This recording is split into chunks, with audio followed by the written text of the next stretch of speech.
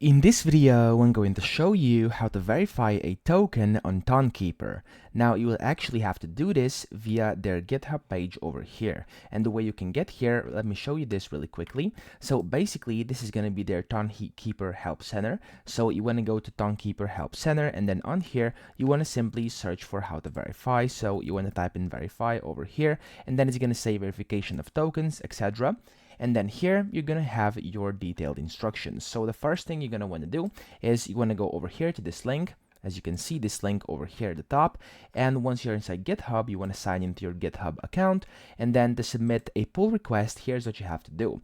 You first want to fork this. So you go up here and click on the fork. And then you're going to fork this.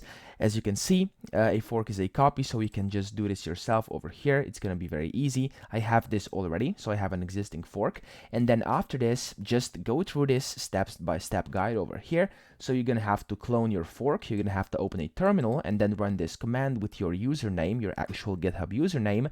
Then you will have to edit these files that are set over here and listed, but you should not modify the automatically generated JSON file. And then once you've done this, you will have to go to your fork repository on GitHub and then create the new pull request button. Okay, so after you're in here and after you've done all that, you'll have to then of course create a new pull request. So we're gonna have to go pull requests up here and then click on new pull request.